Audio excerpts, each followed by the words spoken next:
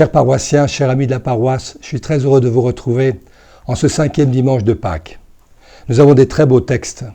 Le premier qui commence par la vie qui s'initie au début de l'ère chrétienne, et on trouve déjà quelques problèmes, mais des problèmes de diffusion de la bonne parole. Et c'est ainsi que les apôtres ont besoin d'aide, et c'est là qu'on va voir arriver les premiers diacres. Un fameux diacre que nous connaissons bien, Saint Étienne, et qui a été choisi avec d'autres comme Philippe, Procore, Nicanor, Timon, Parménas, Nicolas. Et donc ils ont reçu l'imposition des mains après avoir été présentés aux apôtres. Et puis ils font l'expérience, bien sûr, comme on le lit dans les Actes des Apôtres, de la fécondité de la parole de Dieu qui touche les cœurs. Et les gens demandent le baptême et ils deviennent vraiment des chrétiens. La deuxième lecture que nous entendons de Saint Pierre nous rappelle que la pierre angulaire, c'est Jésus.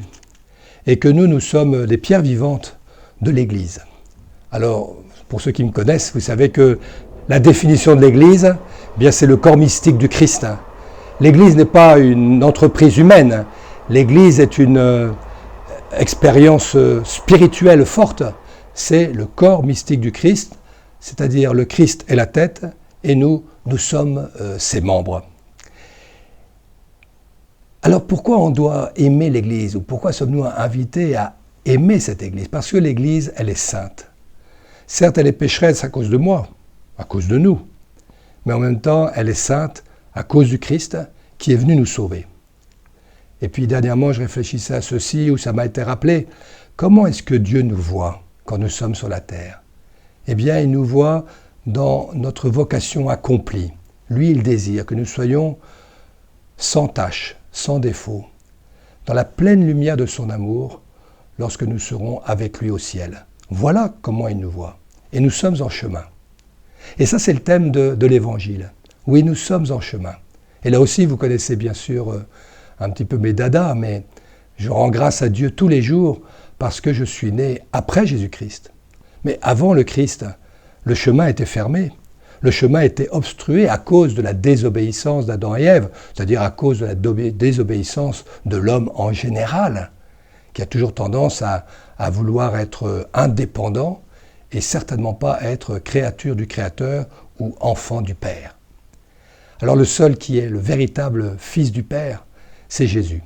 C'est le Verbe de Dieu qui est la deuxième personne de la Trinité depuis toute éternité, mais qui ont décidé que la parole se fasse chair, qu'elle nous rejoigne, qu'elle vienne vivre avec nous pour prendre sur lui les conséquences du péché, mourir dans notre humanité et faire monter cette humanité dans la vie de Dieu.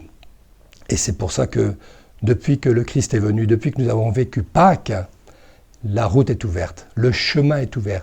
Il nous conduit vers la vérité, il nous conduit vers la vie.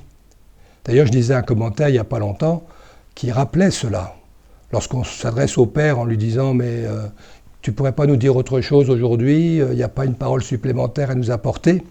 Le Père nous dit « j'ai tout dit, j'ai tout dit, tout est dit dans mon Fils ».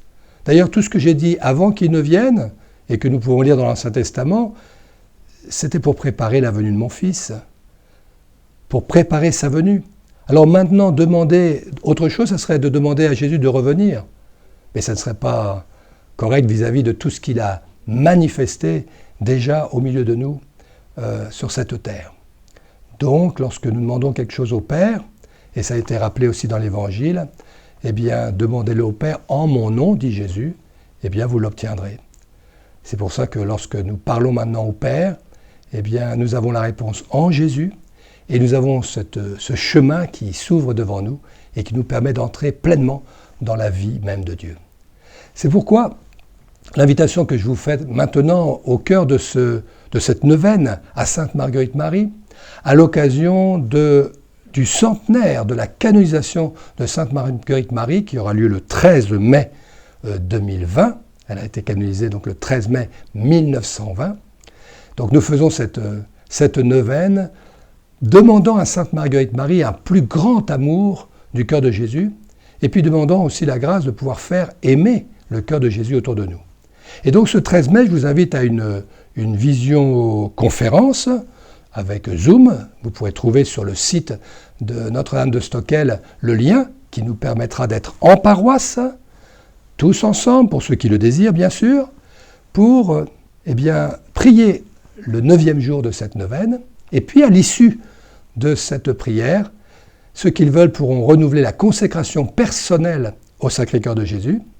Et puis les familles qui veulent nous rejoindre, et j'invite vraiment les familles à nous rejoindre ensemble, dans la mesure où c'est possible, à 19h, le 13 mai, mercredi 13 mai à 19h, eh bien branchez-vous sur ce lien Zoom, et les familles pourront renouveler leur consécration de la famille au Sacré-Cœur de Jésus. Alors, dans l'attente de ce 13 mai, je vous bénis, je vous souhaite un très très bon dimanche, et que notre amour pour Jésus, notre amour pour le cœur de Jésus qui nous fait entrer plus encore dans l'intimité de son amour, grandisse en nos cœurs et que nous puissions le faire connaître autour de nous. Alors je vous bénis tous personnellement, mais je vous bénis aussi toutes vos familles, tous vos proches, tous ceux pour qui vous priez et qui se sont confiés à vous malgré notre faiblesse. Le Seigneur soit avec vous et avec votre esprit. Que Dieu Tout-Puissant vous bénisse, le Père, le Fils et le Saint-Esprit. Allez et demeurez dans la paix du Christ. Nous rendons grâce à Dieu.